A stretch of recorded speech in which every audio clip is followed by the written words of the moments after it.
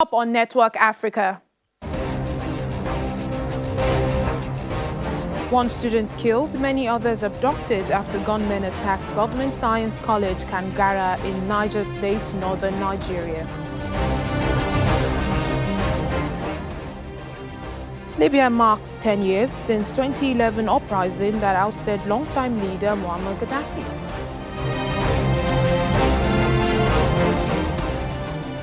Plus, South Africa's President Cyril Ramaphosa receives COVID-19 vaccination alongside health workers as the Johnson & Johnson vaccine rolls out in the country.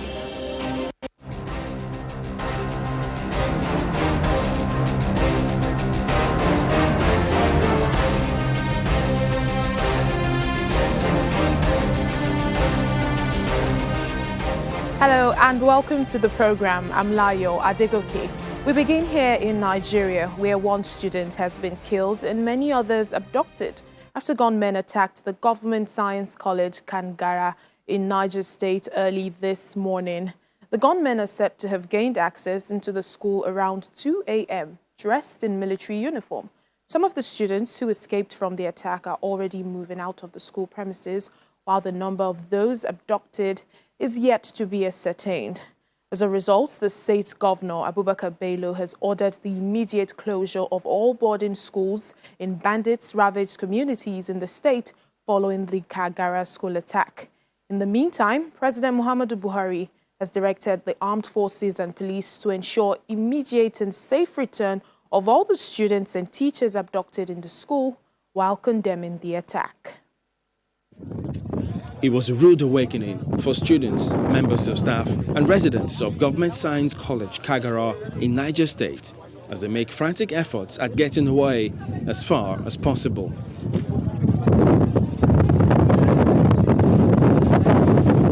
At about 2 a.m., an armed group of people, clad in military fatigue, invaded the hostels and residents, breaking down doors, kidnapping anyone in sight.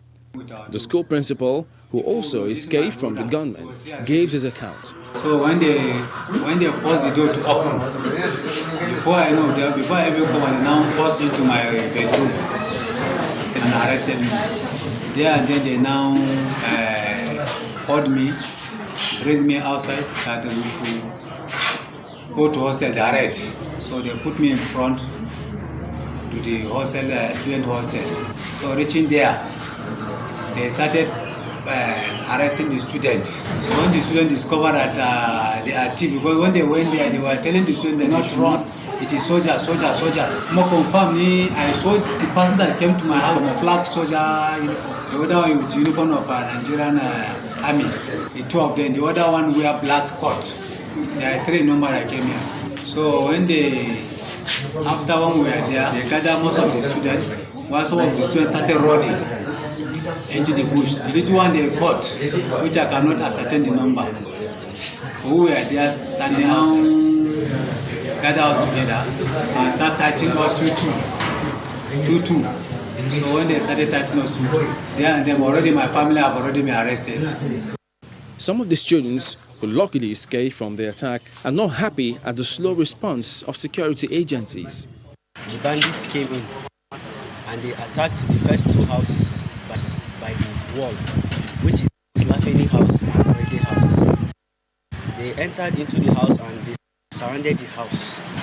They started chasing students out in the hostel and they followed them and they were also shooting to the point that they killed one person. They shot him in the head and they packed some people from the hostel and kidnapped them. They are still nowhere to be found till now. Seriously, let government take action of this issue because all the education has turned upside down. We students now, we are not happy with what just happened. School authorities are yet to ascertain the number of students abducted as they are still taking stock and to be sure that only 1 student was killed. Libyans are marking the 10th anniversary of their 2011 uprising that led to the overthrow and eventual killing of longtime leader Muammar Gaddafi. The day comes as citizens are hopeful on a recently appointed interim government tasked with leading the country through elections later this year. Now, Libya is one of the conflicts left over from the Arab Spring a decade ago. In the years that followed Gaddafi's ouster, the North African country has descended into devastating chaos. 10 years on, Libyan revolutionaries live with wounds and unfulfilled dreams. As the revolution swept their region in 2011, young Libyans joined mass protests against Muammar Gaddafi's four-decade rule. They now live divided by Libya's front lines, their futures irrevocably shaped by the uprising.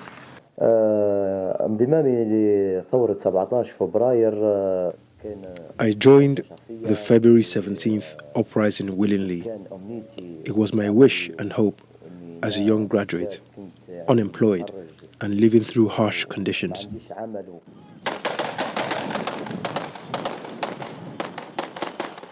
The first demonstrations against Gaddafi's rule began in the eastern city of Benghazi on February 17, 2011. A decade on, Libya is still split between rival factions, and shell and shrapnel holes scar its cities. The United Nations has backed a new effort to unite Libya's warring sides through an interim government and national elections at the end of the year. But many Libyans remain skeptical. Usama Ali al-Agouri, a graduate from Benghazi, was unemployed in 2011 and at the time decried what he called the injustice suffered. I thought I was fighting with the youth of the battalion to defeat the injustice that we were told about by our fathers and grandfathers.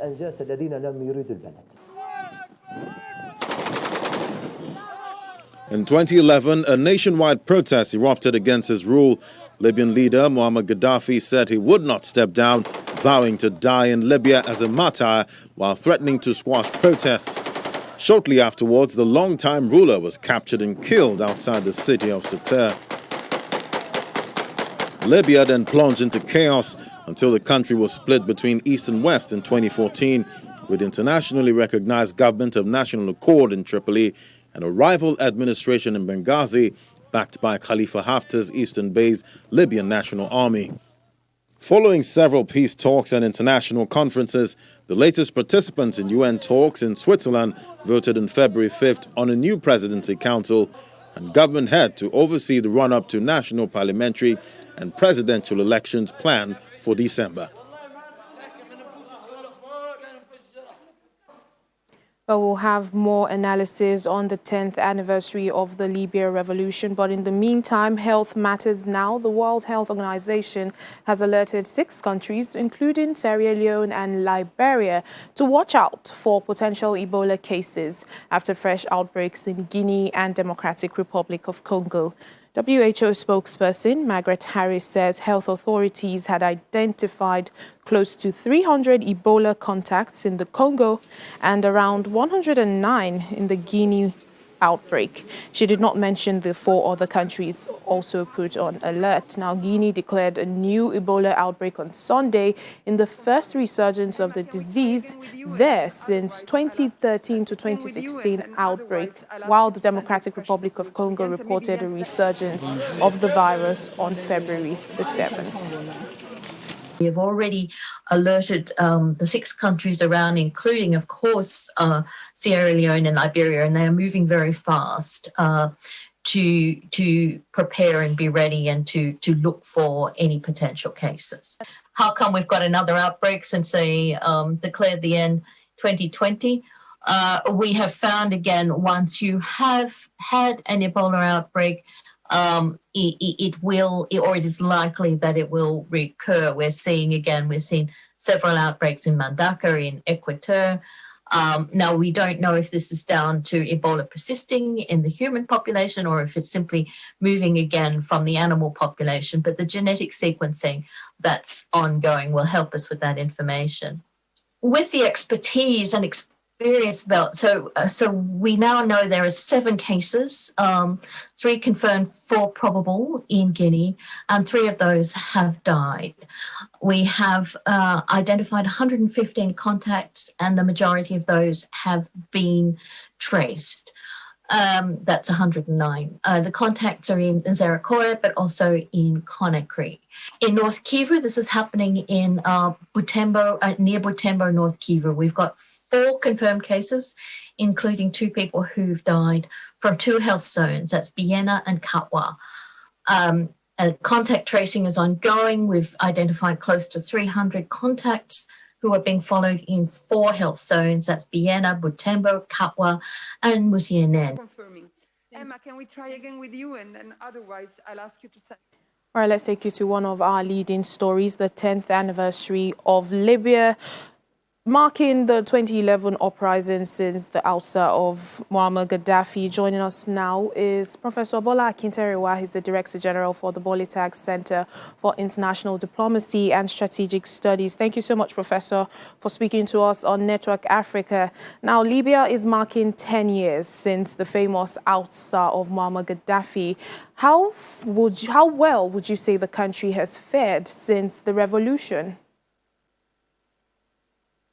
Well, we cannot rightly say that they fared well. Certainly not. They have only succeeded in deepening the crisis in different forms. If you recall, for instance, you will discover that they have destroyed their civil infrastructure. They have more militants fighting. They do not have any stable government. Even if a ceasefire agreement was done in October last year, now expiring in January this year, you will discover that the tension that was created as a result of the killing of Muammar Gaddafi in 2011, the tension is still very much there. The only thing is simply that we have a situation of order and counter-order there, amounting to permanent disorder. You have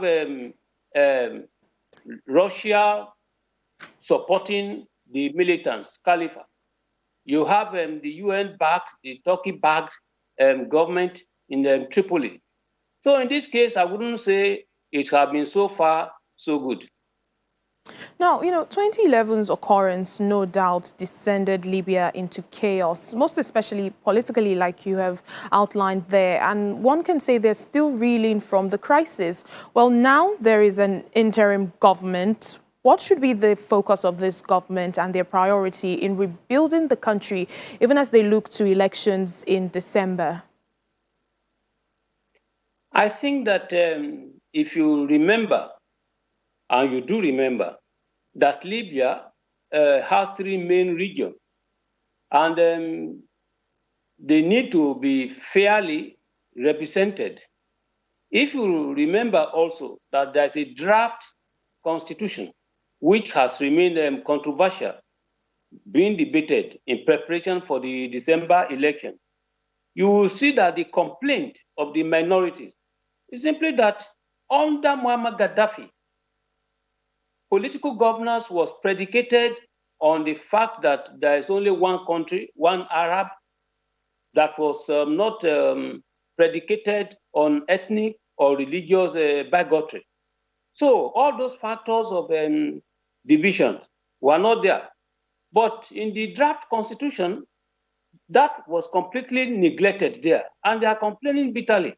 I think that the focus should therefore be how to have a fair, equitable representation and the interests of the minorities well protected for in the draft constitution, so that at least they will not lay a new foundation for instability in the future. All right, then we'll just have to wait and see how it all pans out in Libya. But we'll thank you so much, Professor Bola Akinteriwa, Director General for the Bolitag Center for International Diplomacy and Strategic Studies. Always a pleasure having you on the program. Thank you. Still ahead on the program. trial of Rwanda's Paul Rusesabagina, a man portrayed as a hero in a Hollywood movie about the Rwandan genocide, Hotel Rwanda, the trial begins. Please stay with us for more details.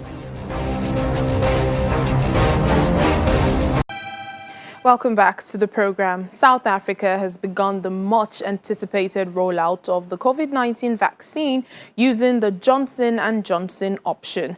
President Cyril Ramaphosa was among the first batch of people to be vaccinated. The single-dose vaccine is part of an implementation study by the South African Medical Research Council and the Department of Health.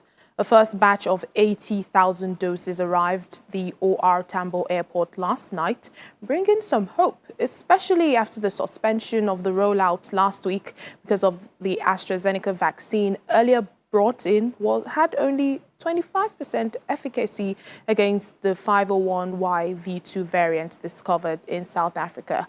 Well, our South Africa Bureau Chief, Betty Dibia, tells us more. After the AstraZeneca setback, the Johnson & Johnson vaccines arrived late on Tuesday from Brussels and were immediately distributed to 32 vaccination sites across the country. President Cyril Ramaphosa, who is attending a parliamentary debate in Cape Town, was almost the first to take a jab at the Khayelitsha District Hospital.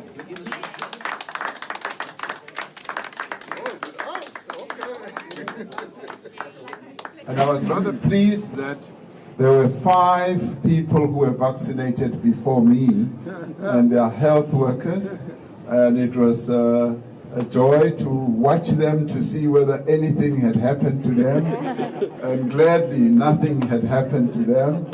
And it means that being vaccinated is a fairly straightforward process. And I'd like to invite South Africans to take this up so that we can all be safe, we can all be healthy.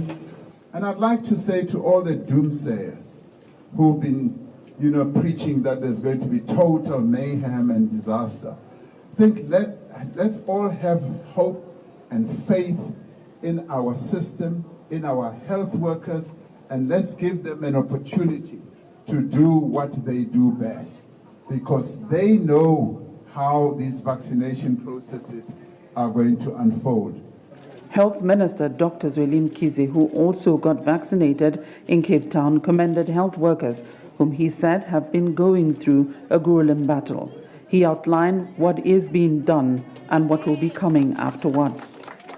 We have today distributed throughout the whole country 80,000 doses of our vaccine, and this 80,000 is spread to over 32 sites throughout the country, and those sites are largely the sites which are Medical Research Council sites combined with those of the Health Department who are managing the rest of the program. We're expecting between now and the end of about 4 weeks, we should at least be able to reach about 500,000 doses that we should be able to receive. And in that process, they will be coming in waves, and week by week, we should be getting additional doses. And out of that process, we will actually be vaccinating at the same time running an implementation study. South Africa's goal is to vaccinate at least 40 million people in the country, which make up about 67% of the population, to attain a measure of herd immunity. Currently, the second COVID-19 surge has abated, but the scientists expect a third or even a fourth. From Johannesburg, South Africa, Betty Dibia, Channels Television News. The president of Tanzania's semi-autonomous islands of Zanzibar has announced 7 days of national mourning following the death of first Vice President Seif Sharif Hamad, and flags would fly at half-mast during this mourning period. The 77-year-old Zanzibari politician had been receiving treatment at Muhimbili National Hospital in Dar es Salaam a few weeks after contracting coronavirus, while he is likely to be buried on Thursday. Mr. Hamad, popularly known as Malim Seif, was a giant figure in opposition politics in Zanzibar and also in the country in general. He was the leader of the ACT Wazalendo party and was the most prominent official in Tanzania to openly declare that he had contracted COVID-19. Authorities repeatedly have declared that the East African nation is free from coronavirus or that the virus is under control, and they stopped publishing official COVID-19 data last year in June.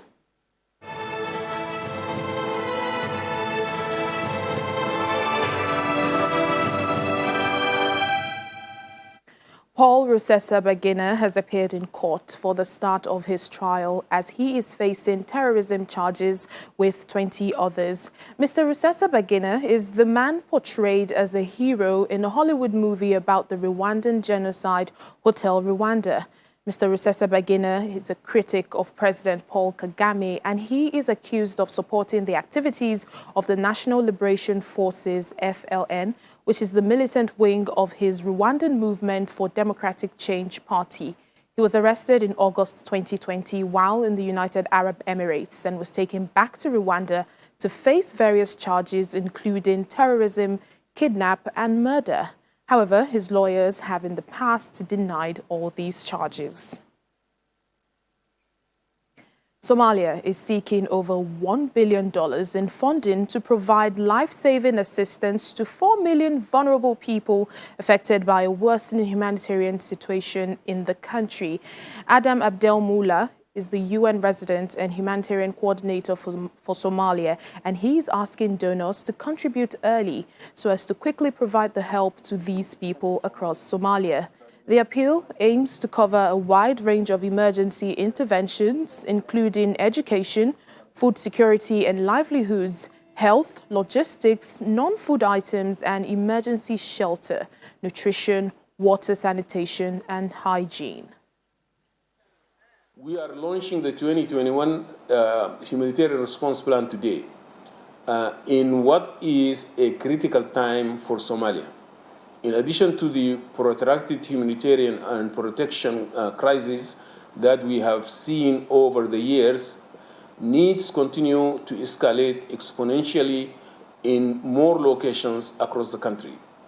As indicated in the HRP, the total number of people in need will increase to 5.9 million this year. Food insecurity is expected to worsen, driven by the effects of localized floods, below average rainfall, and a worsening desert locust infestation with an estimated 2.7 million people expected to face crisis or emergency levels of food insecurity by mid-2021. The 2021 HRP aims to assist 4 million people with humanitarian aid, including IDPs, refugees, and returnees. The plan requires $1.09 billion, a slight increase from the $1.01 billion requested in 2020.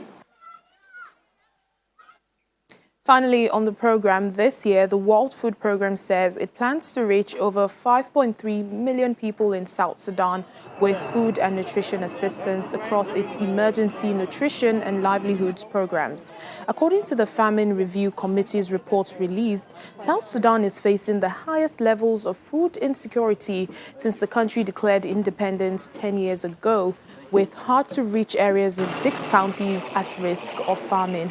While the WFP has begun pre-positioning food stocks ahead of the rainy season to ensure crucial food assistance reaches vulnerable populations without delay during the lean season.